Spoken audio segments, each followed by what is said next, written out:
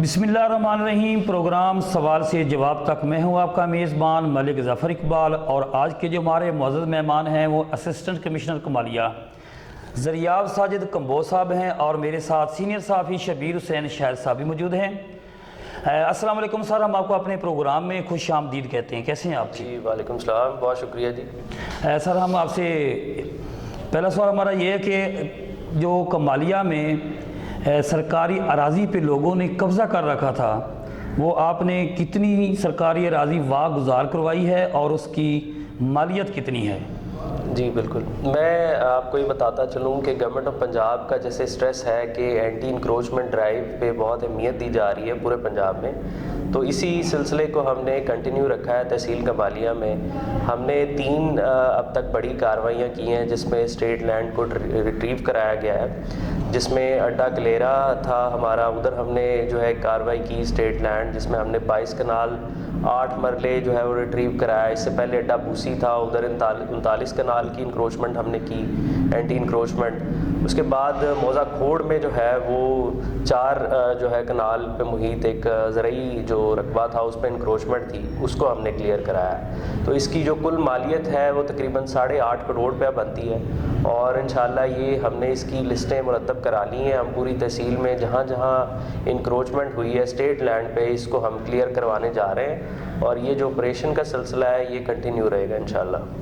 अच्छा सर, आपने जो नए पटवारी भर्ती हुए हैं गवर्नमेंट ऑफ पंजाब की जानिब से, रेवेन्यू बोर्ड की जानिब से, क्या उन्होंने काम शुरू कर दिया, और वो कितने लोग हैं जिनको आपने कमालिया में भर्ती किया है? जी, हमारे पास 17 सीटें थी, और 17 सीटों के अगेंस्ट हमने टेस्ट लिया, जिसमें जो है 264 उम्मीदवार थे, उन्होंने वो क्लियर हुए टेस्ट में, और जिसमें से 17 जो है अंग्रेज़ी टेस्ट में क्लियर करार पाए गए, और जब उसके बाद उर्दू का टेस्ट हुआ तो उसमें जो है वो 16 उम्मीदवार कामयाब हुए, 1 उम्मीदवार ड्रॉप आउट हुआ जी। उन 16 उम्मीदवारों का हमने टेस्ट लिया, इंटरव्यू लिया फ़ाइनल, और उसके बाद 15 उम्मीदवार हमने फ़ाइनल किए हैं। 2 सीट्स हमारी अभी भी वेकेंट है, वो जो गवर्नमेंट की जो पॉलिसी आएगी उसके बाद वो री एडवर्टाइज होंगी, और इसी तरह उसका दोबारा प्रोसेस होगा। और जो हमारी अब की जो रिक्रूटमेंट हमने रिकमेंड किए हैं, फ़ाइनल किए हैं, वो या कुछ लिटिगेशन चल रही है जिसकी वजह से हम उनको अपॉइंटमेंट लेटर नहीं जारी कर पा रहे जब तक वो केस का जो साबका केस है वो उसका फ़ैसला नहीं हो जाता। तो तब तक जो है ये अभी सिर्फ हमने जो रिकमेंडेड उम्मीदवार हैं और नॉन रिकमेंडेड हैं सिर्फ उनकी लिस्ट जारी की है। फ़ाइनल इनको अपॉइंटमेंट लेटर अभी जो है वो उसके जो स्टे है हमारा उसके आउटकम के बाद ही इंशाल्लाह जारी करेंगे। अच्छा सर, ये जो नए भर्ती हुए हैं पटवारी, तो क्या जैसे साबका पटवारियों की तरह जो ज़िम्मेदार को जो इतना वो तंग करते हैं कि उनका जो एक 10 मिनट का काम है वो 10 दिनों में, और 10 दिनों वाला वो 2 महीने में चला जाता है, कभी इधर भगा कभी उधर भगा, कभी तहसीलदार साहब के पास, कभी जनाब कानूनगो के पास, वो लारे पे लारा लगा रहे हैं और उनको काम नहीं करते। क्या आप समझते हैं कि ये जो नए लड़के आए हैं या जो नए भर्ती आए हैं, क्या किसान को, ज़िम्मेदार को इन मुश्किलात से वो निकाल सकेंगे?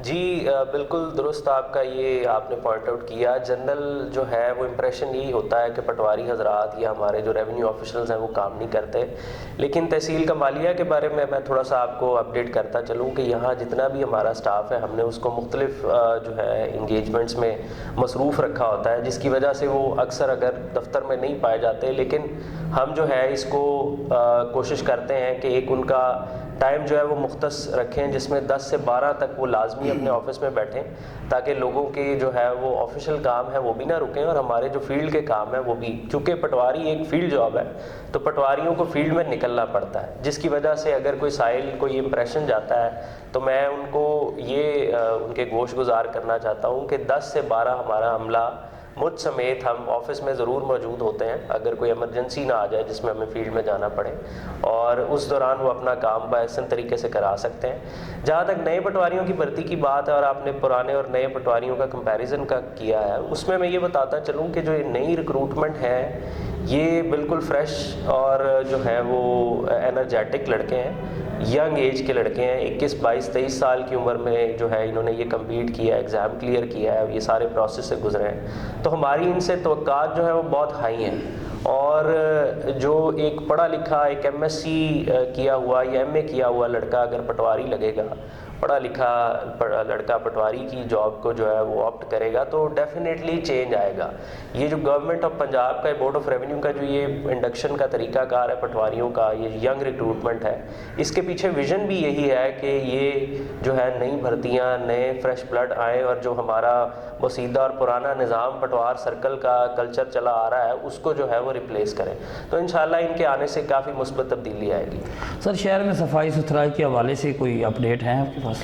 جی بالکل جی, ہمارا مین جو ایشو ہے وہ ہمارا یہ فاضل دیوان پارک اور 2 جگہ پہ سیوریج چل رہے ہیں معاملات جو ہمارے کور ایشوز ہیں, اور باقی اوور آل صفائی جو ہے وہ بالکل ٹھیک جا رہی ہے. جہاں تک سیوریج کے معاملات ہیں وہ تیزی سے وائنڈ اپ ہو رہے ہیں. ہم 2-3 چوکس جو ہیں وہ کلیئر کروا چکے ہیں اور آنے والے دنوں میں مزید بہتری آئے گی, اور جب یہ 2-3 ماہ بعد یہ لائنیں جب بچھ جائیں گی تو انشاءاللہ یہ ہمیشہ کے لیے جو پرانا سلسلہ چلا آ رہا ہے خرابی کا, انشاءاللہ ونس فار آل کلیئر ہو جائے گا.